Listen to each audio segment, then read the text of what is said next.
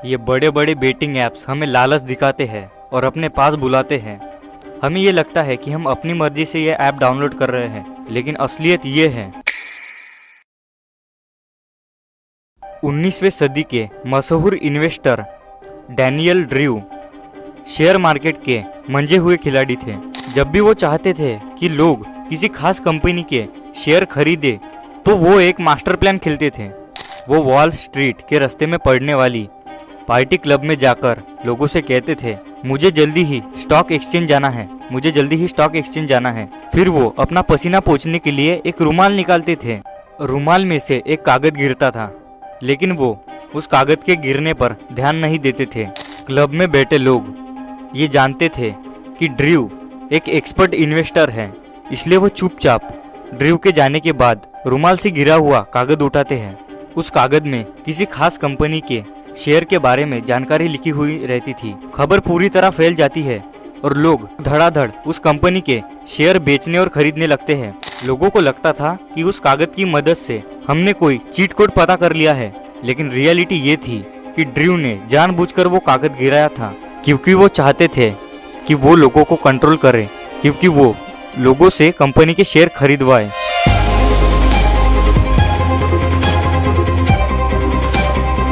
Loss of power का 8वां नियम, make other people come to you, use bait if necessary.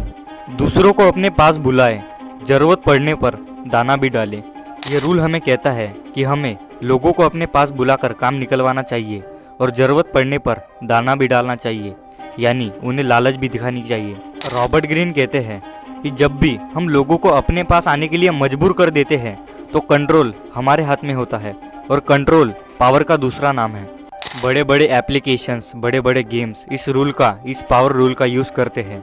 वो हमें एड्स दिखाते हैं, हमें लालच देते हैं, और हम लालच में आकर वो गेम्स इंस्टॉल कर देते हैं, वो ऐप्स इंस्टॉल कर देते हैं। दूसरों को अपने पास बुलाने का यह मतलब है कि आप लोगों को मजबूर कर दो, जिस वजह से वो आपके लिए काम करे, और उन्हें ये कभी ना पता लगने दे कि वो आपके लिए काम कर रहे हैं। ये रूल हमसे कहता है कि हमें लोगों को इस हद तक मजबूर कर देना है कि वो मजबूरी में हमारे पास आए और हमारा काम करें, और ज़रूरत पड़ने पर हमें दाना भी डालना है, यानी हमें लालच भी देनी है।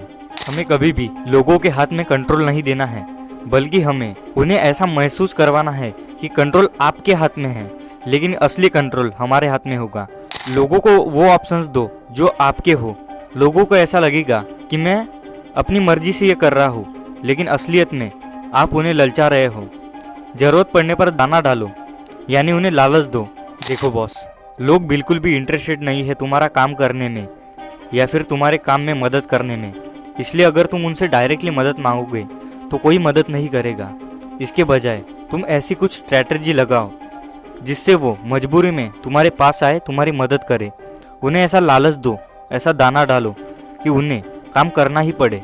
रॉबर्ट ग्रीन कहते हैं, जब भी लोगों से हमें कोई काम निकलवाना हो तब हमें ऐसा जाल बिछाना चाहिए, ऐसी कुछ टेक्निक लगानी चाहिए जिस वजह से लोग खुद हमारे पास आए और हमारा काम करें।